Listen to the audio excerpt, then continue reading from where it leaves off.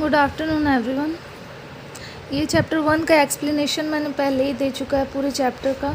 ये उसका important questions है जो कि अभी एग्ज़ाम आने वाले उसमें ये इम्पॉर्टेंट होंगे। मैं सारा इम्पॉर्टेंट क्वेश्चन दे दूँगी जिससे कि आपको फर्स्ट चैप्टर में कोई प्रॉब्लम ना हो। उसके बाद मैं सेकंड चैप्टर को एक्सप्लेन करके फिर उसका भी क्वेश्चन दे दूँगी। क्वेश्चन इजी है, बहुत ज़्यादा टफ नहीं है, आंसर भी बहुत इजी है जो आपको कहीं ढूंढने की ज़रूरत नहीं है। आप इसी को पढ़कर एग्ज़ाम दे सकते हो। इससे आपका सब्जेक्टिव और ऑब्जेक्टिव दोनों ही कवर हो जाएगा। इसके लिए आपको अलग से ऑब्जेक्टिव पढ़ने की भी ज़रूरत नहीं होगी, ये अगर आप नोट्स पढ़ लेते हैं तो। इसका PDF भी आपको डिस्क्रिप्शन में मिल जाएगा, साथ साथ आप इसका स्क्रीनशॉट भी रख सकते हो। ठीक है, तो मैं एक एक आंसर आपको समझा देती हूँ जिससे कि आपको कोई प्रॉब्लम ना हो।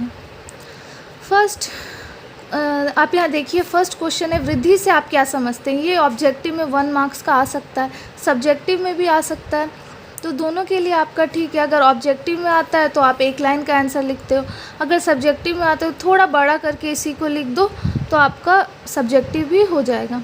तो पहला क्वेश्चन है वृद्धि से आप क्या समझते हो। तो वृद्धि का अर्थ होता है बालक के आकार का तथा भार में वृद्धि। ये सब मैंने एक्सप्लेन कर चुका है। अगर आपने मेरी पहली वीडियो नहीं देखी है तो डिस्क्रिप्शन में लिंक है, आप उसको देख सकते हो। आपको वो देखने के बाद ये समझने में बहुत ज़्यादा आसानी होगी। इसलिए अगर किसी ने नहीं देखा है तो उसे जल्दी से जाकर देखें, फिर इस वीडियो को देखें तो आपका सारा चैप्टर बहुत आसानी के साथ क्लियर हो जाएगा। ठीक है, तो वृद्धि से आप क्या समझते हो। अगला क्वेश्चन है 3 वर्ष के बालक की औसत लंबाई क्या होती है। लंबाई पूछा गया तो 37.5 इंच 3 वर्ष के बालक की लंबाई होती है। बकवाद क्या होता है, यह किस आयु में प्रारंभ होता है। बकवाद हम उसे कहते हैं, नॉर्मल भाषा में अगर आप याद रखना चाहो तो जब छोटा बच्चा जन्म लेता है और 3 महीने के अंतर जो भी आवाज़ वो उसके मुंह से वो निकलता है उसी को बकवाद कहते हैं। वो उसका एक अलग आवाज़ होता है, अपना अंदर का फीलिंग बताने का एक अलग साउंड होता है, बकवाद उसी को कहते हैं। ये किस आयु पर प्रारंभ होता है, ये जब बच्चा जन्म लेता है तब से ये 3 महीने तक प्रारंभ हो जाता है। सामाजिकरण की परिभाषा अगला है। सामाजिकरण से तात्पर्य उस प्रक्रिया से है जिसके माध्यम से आप समाज तथा असामाजिक मानव शिशु विकसित होने पर एक सामाजिक प्राणी के रूप में रूपांतरित हो जाता है। और एक शिशु को सामाजिक प्राणी बनाने की प्रक्रिया को ही सामाजिकरण कहते हैं। जो छोटा बच्चा जन्म लेता है उसको समाज के अंदर रख के उस समाज की शिक्षा देने के बाद जो बच्चा बड़ा होता है तो वो खुद ब खुद एक सामाजिक प्राणी के रूप में उभर जाता है। तो सामाजिकरण वही होता है जिसमें एक बच्चे को समाज के द्वारा बनाया जाता है, उसे ही सामाजिकरण कहते हैं। अगला है क्रियात्मक विकास का महत्व बताइए। क्रियात्मक आप यहाँ देख सकते हैं, क्रियात्मक विकास का महत्व अच्छे से दिया हुआ है। उसके बाद अगला क्वेश्चन है बालक के अस्थायी दांतों की संख्या कितनी होती है। ये ऑब्जेक्टिव में पिछली बार भी आया है, हो सकता है इस बार भी आए, इसलिए आप इन सब क्वेश्चन को और अच्छे से देख लें। अस्थायी दांत कितनी होती है, 20 होती है, दिमाग में रखने वाली है। जन्म के समय शिशु की औसत लंबाई कितनी होती है। वृद्धावस्था कब प्रारंभ, ये सब ऑब्जेक्टिव में आने वाला क्वेश्चन है।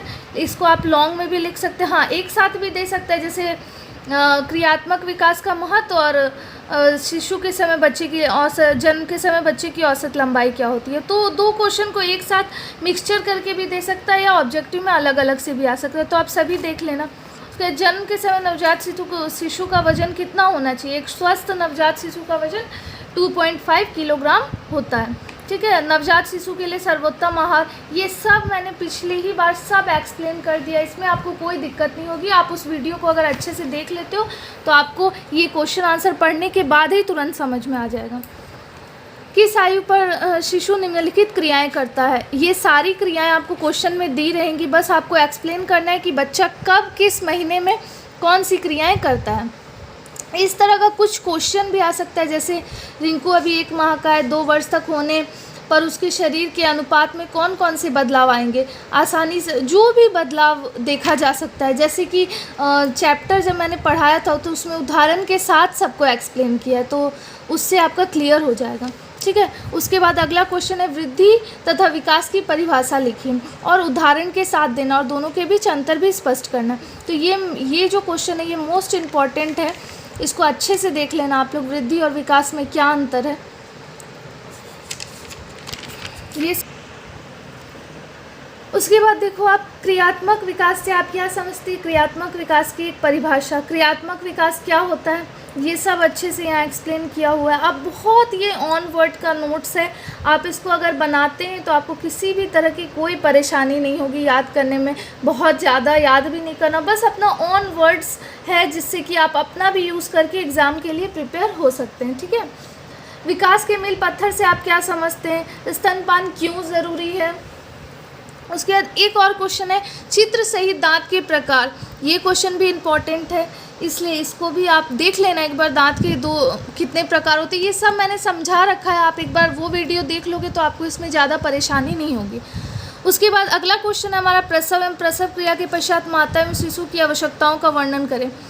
ये भी क्वेश्चन आपको मैंने जब फर्स्ट पेज एक्सप्लेन किया था तो ये सेकंड पेज में ही था, तो आप एक बार देख लोगे तो आपको समझ में आ जाएगा। उसके बाद ये सारा स्टेप बाय स्टेप मैंने दिया है ताकि अगर आपको ये अंदर का भी याद अगर रह रहा है तो आप लिख सकते हो, अगर आपको स्टेप्स याद है तो आप आराम से लिख सकते हो, आपको फुल मार्क्स मिलेगा। उसके बाद नवजात शिशु की जन्म के पश्चात की आवश्यकता क्या क्या होती है उसका वर्णन, ये भी वही था, तो इसका भी नोट्स प्रॉपर तरीके से है। नेक्स्ट है सामाजिकरण, जैसे अभी हमने 1 मार्क्स के क्वेश्चन में पढ़ा, इसके सारे स्तर को देखो यहाँ पे एक्सप्लेन किया गया है, स्तर कौन कौन सा है। ये लॉन्ग क्वेश्चन, ये जितना मैंने अभी तक बताया है यहाँ से ये सारा लॉन्ग क्वेश्चन में आता है, इसको आप अच्छे से कर लो, इससे बहुत क्वेश्चन बनता है। अगर आप थोड़ा थोड़ा सा भी सबके बारे में जान लोगे तो आपको ज़्यादा परेशानी एग्जाम में नहीं, आप खुद ही ऑन वर्ड्स में उसको एक्सप्लेन करके लिख सकते हो,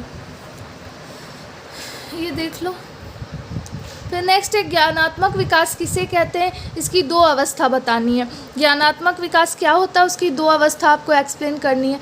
उसके बाद वृद्धि व विकास किसे कहते हैं, जैसे अंतर था उसी को हमने किया है, वृद्धि और विकास में क्या डिफरेंसेस है।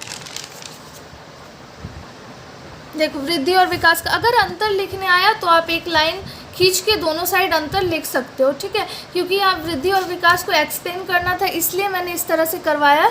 नहीं तो अगर अंतर लिखना है तो आप इससे अगर 5 मार्क्स का आता है तो 5 पॉइंट काफ़ी है, उससे ज़्यादा लिखने की कोई ज़रूरत नहीं है।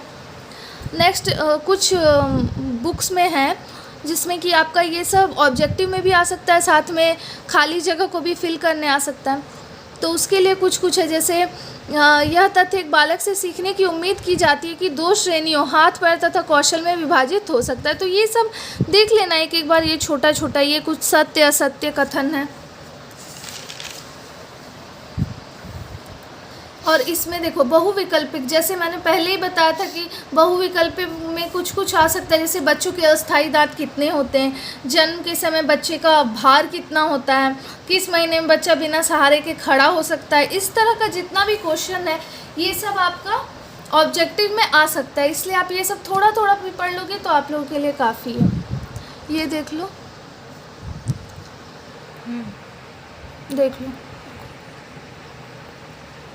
तो मैंने अभी फर्स्ट चैप्टर का जो भी इम्पोर्टेंट था मैंने दे दिया है, सेकंड चैप्टर मैं कल तक अपलोड कर दूंगी, चैप्टर पहले मैं एक्सप्लेन कर दूंगी और जो एग्ज़ाम के लिए इम्पॉर्टेंट होगा वो सब भी मैं बता दूंगी। बस आप उतना लिमिटेड पढ़ लोगे तो आपको ज़्यादा चैप्टर के अंदर जाने की कोई ज़रूरत नहीं होगी, ठीक है। तो आज के लिए इतना ही। अगर वीडियो पसंद आए तो लाइक करिए, चैनल को सब्सक्राइब करिए और शेयर करना बिल्कुल भी नहीं भूलिए, ठीक है। Thank you, thanks for watching.